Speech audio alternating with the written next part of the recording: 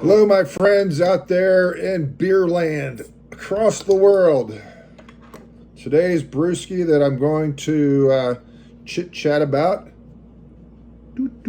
Samuel Adams Boston Lager.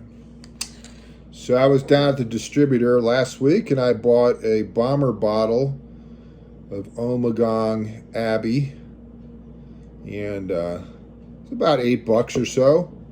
And the distributor has a policy that you need to spend more than $10 in order to use a credit card, which I get 5% back on.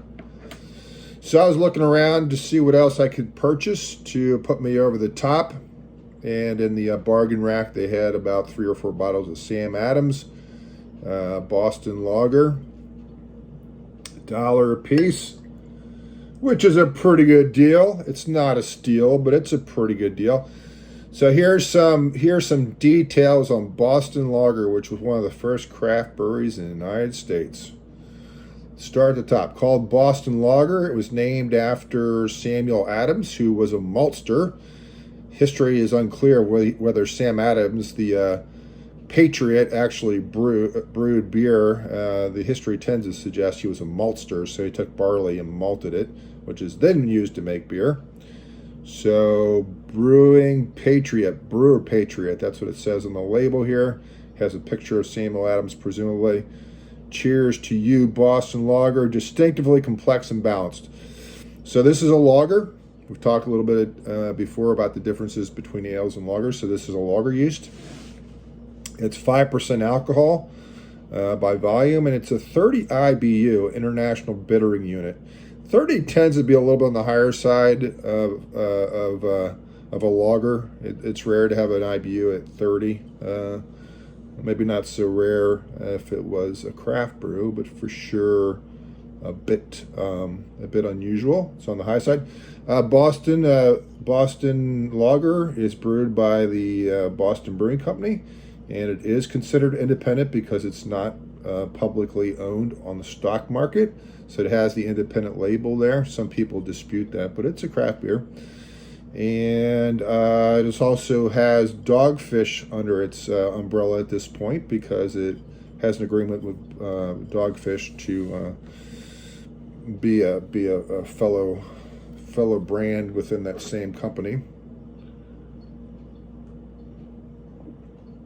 So Jim Koch came up with this back in the mid 80s. I believe this was a grandfather recipe.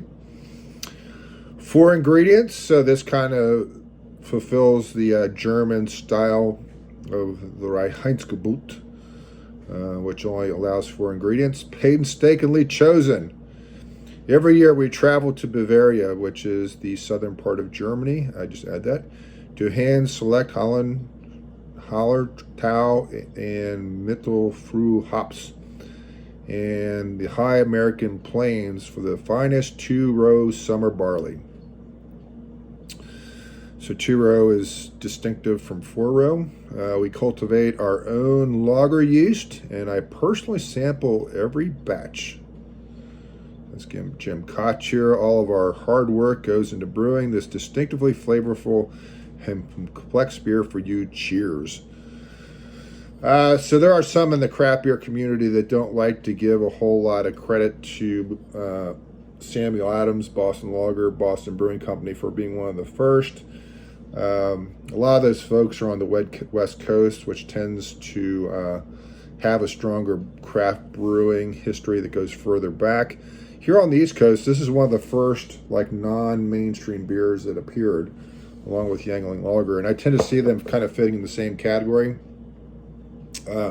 There's the mainstream beers, the Millers, the Budweisers, the Coors, some other brands, PBR, Schlitz, whoever's here in that category anymore, right there.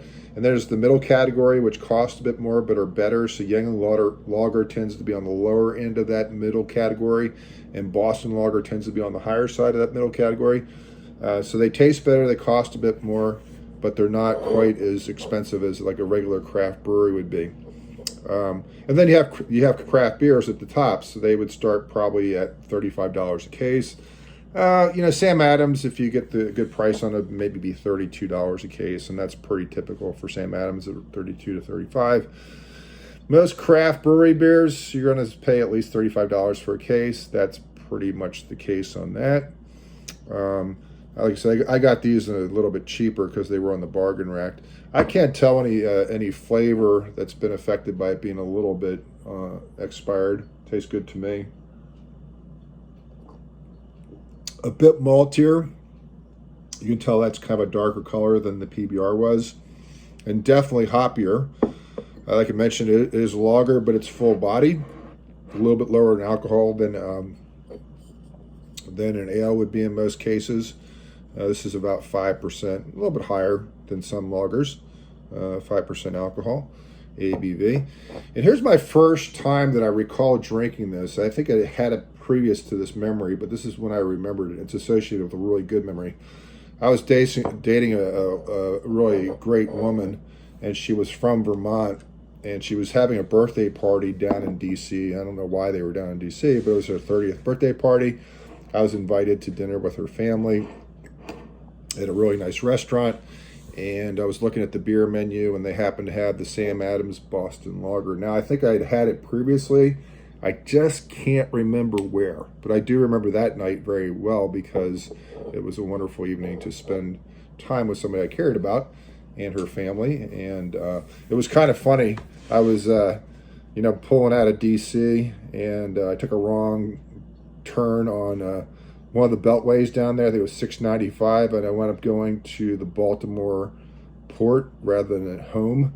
And I didn't realize my mistake until I came to a dead end where the Port of Baltimore was right in front of me. And I figured out that, hey, I took the wrong direction. So I had to turn around. I remember stopping off at a convenience store. It must have been 1:30, 2 o'clock in the morning. I was exhausted.